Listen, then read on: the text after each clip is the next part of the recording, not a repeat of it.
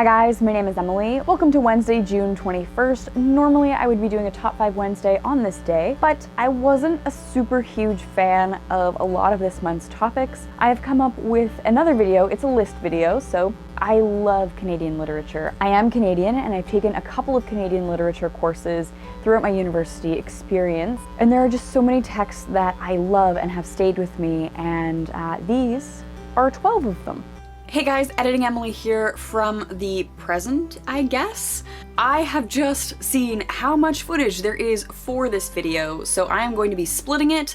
Now we'll go back to past Emily, who will tell you about 6 of her favorite pieces of CanLit. So the first one I'm going to start off with, I've talked about many times, and it remains a piece of literature that has really haunted me and changes how I think about medicine and mental health, and I think it's a really great piece of literature in general, but it also happens to be written by a Canadian Mennonite. So it very much captures life in a small town in the prairies on top of delving into deeper issues with mental health and the ways we treat mental health. Miriam Toews, I love her works, and this one in particular is interesting. This is Swing Lola Life, and it melds biography and fiction. Miriam Toews is a human with a lot of tragedy in her life, and she draws on that tragedy in her writing.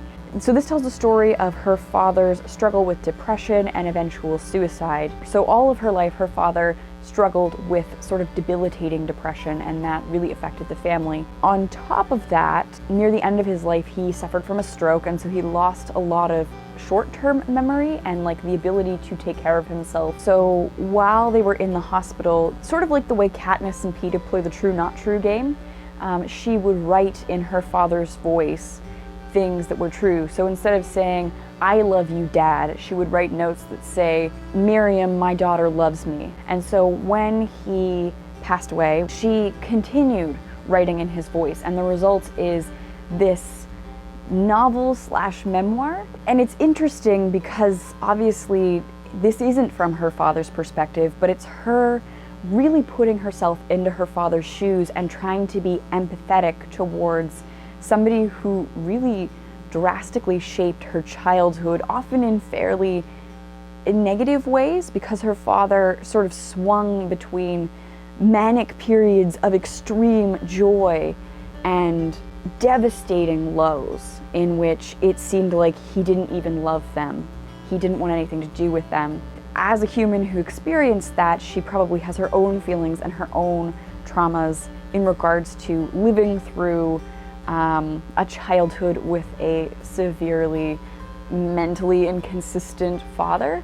But writing from her father's perspective, you can see her really working through empathetically what he must have been thinking and how he must have been experiencing events that she remembers from her perspective. So it is a fascinating look at family, at mental health, at relationships, and it's beautiful and wonderful, and I would highly recommend this piece of Canadian literature, which is why it's no surprise that I put my other favorite Miriam Toews novel on this list, and that is All My Puny Sorrows. Now this is a fictionalized account, but is very much based on the relationship between Miriam and her sister.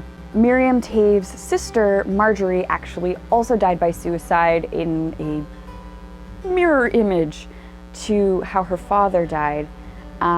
So this novel is sort of a fictionalized working through of this experience in Toews' life. So it tells the story of sisters Elf and Yoli that mirror Miriam and Marjorie. So in reality, Miriam is a successful writer and an artist. In the text, we have Yoli, who's sort of a failing, struggling artist. And in reality, we have Marjorie, who was musical. And in the fictionalized version of events, Elf is a world-renowned pianist. So we can see mirroring, we can see direct parallels between the real-life sisters and the fictionalized sisters. They're just sort of more extreme ends. Elf is incredibly depressed, and she's tried to work within the mental health systems, and ultimately they have failed her. Even though she's at the height of success in her career, she wants to die. She actually looks into medically assisted suicide. Yoli, who loves her family, loves what remains of her family, desperately wants to hang on to Elf. She tries in so many ways to get her sister to see that her life is worth it.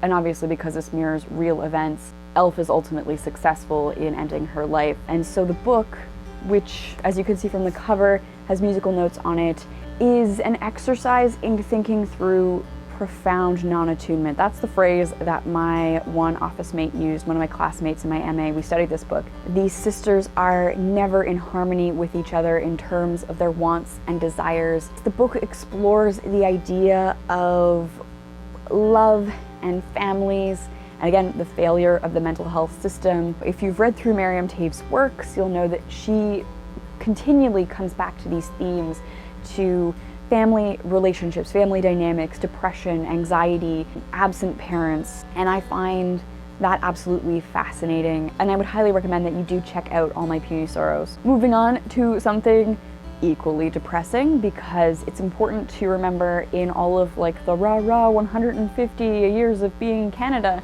that we did a lot of shitty things to the people who lived here first. So I think it's important to include Indigenous literature on this list, which often looks at the intergenerational traumas as a result of residential schools and just systems that work to eliminate human beings. So we have 3-Day Road by Joseph Boyd, and this is a piece of Indigenous literature. So this is narratively flipping back and forth between the points of view of Niska, who is an Oji Cree woman. She is a medicine woman, and she's one of the last ones living off the land. And she's a family relative of Xavier, who has just returned from World War I, and he is messed up. He has seen a lot of unpleasant things. He's done a lot of drugs, and so she's detoxing him with the stories of her childhood and their people. He is sort of narrating his experience in the war with his best friend Elijah,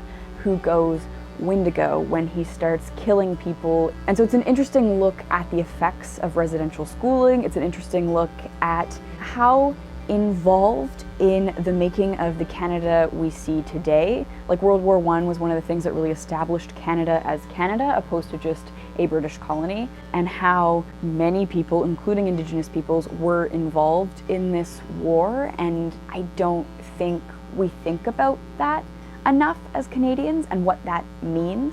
And it also shows the trauma of these things and how these traumas get passed on. It's also an interesting look at how Indigenous spirituality can be carried forward into present. I feel like as white settler readers, we often look at these sort of magical Indigenous things or Indigenous stories, and we view them as myth and legend and fantasy, and we're like, oh, that's a nice metaphor for understanding X. But from my Indigenous literature class, we're thinking about it wrong. We're doing it wrong. These aren't fantasies, they're not metaphors, they're real. And we need to learn to respect and understand these things and try and rethink or double think about these things and acknowledge them as real and true.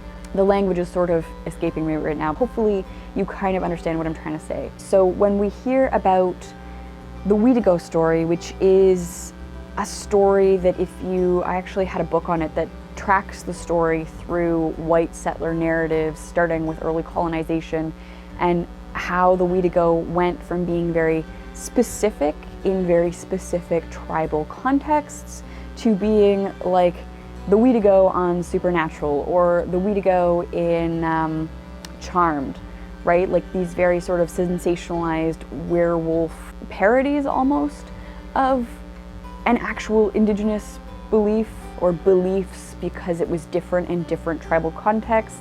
So to see the Weedigo appear, sorry, Weedigo, Wendigo, I've heard both, and I believe Boyden says Wendigo. I might have changed it around there. But to see the Wendigo appear in the trenches in World War I is to carry forward this spirituality and to see it in a new context, in a context that isn't myth and legend. And I think that's important, and that's one of the reasons that I think that 3-Day Road is a really, really important read. In addition to that, it's beautifully written and it's a great story. The next book I have here is Gaff Topsails by Patrick Kavanagh. Now this is a sort of obscure piece of Canadian literature that got thrown in a CanLit course. Never heard of it before. This is the only piece of literature that Patrick Kavanagh has written under Patrick Kavanagh. It's one of the first videos on my channel, I'm not sure if it's still up, where I talk about this. Based on what my professor said, he decided that he only had one novel in him, and so he wrote this novel. And this is very much like Ulysses. It sort of takes place all in one day. It is flipping from person to person to person. It's not stream of consciousness for the most part, which is nice because I did not like that about Ulysses. This tells a story of a small coastal town in Newfoundland. Everything is beautifully connected and pinwheeling and cartwheeling and bells pealing. There's this cyclical, circular rotation throughout the text, and there's nothing really significant about the plot. It's all about the characters and the interactions of characters. If you are down for a character study, if you are down for looking at the interconnectedness of humans, this is really beautiful. Plus, it captures a small town in Newfoundland, which is not something that I've read a lot about. You see a lot of things set in Toronto, you see a lot of things set in the prairies, you see a lot of things set in Vancouver, but very rarely do we see some of these smaller places, and this is one of those novels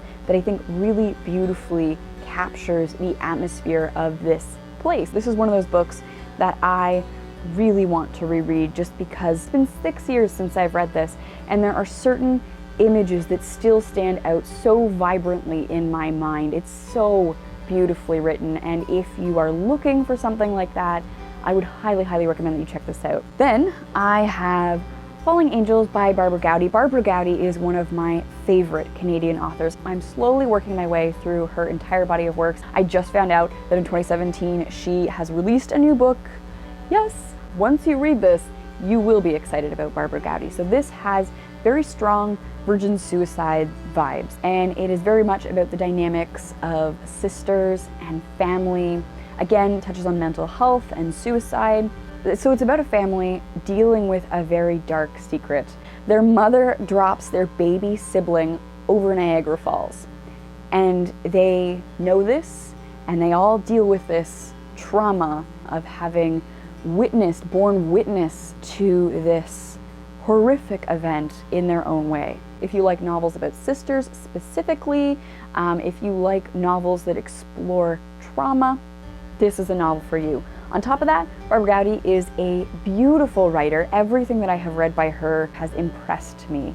I love the way she writes, and I think that she doesn't get enough credit. Also, I have a review for that and a playlist for Barbara Gowdy in general, and I will link that down below. So the next novel I have here is more recent, and that is For Today I Am a Boy by Kim Fu. Now, I had the opportunity of meeting Kim Fu and having her read and explain some of the scenes in this book. Now, this tells the story of Audrey. Audrey is a trans Chinese woman living in Ontario. So this is Audrey's story of growing up being treated as the only boy in a family that already has 2 girls, and she very much wants to be like her sisters, but her parents, because they're Chinese, place a lot of importance on masculinity and traditional masculinity, and they don't want Audrey to participate in these womanly things, these womanly games like dress up and makeup that her sisters get to do. And so it is a lifetime struggle for Audrey to make sense of her identity. It's not until she's much older that she meets young queer folks and she starts to see that what she feels is okay, that she doesn't have to fit this model of Chinese masculinity that her parents want her to. It's a really beautiful story. It's really well done. It's really sparse. Kim Fu's writing is, in general, really sparse, but what she provides in that writing is impactful. I think Fu is a writer to watch, and I would highly, highly recommend that you check this out as well. Present Emily back again to wrap up the video. So this is the halfway point in my top 12 pieces of CanLit. Thank you guys so much for watching. Let me know in the comments down below, do you like Canadian literature? What is your favorite piece of Canadian literature? And have you read any of the things that I have mentioned here? Take care, and I will see you next week. Bye.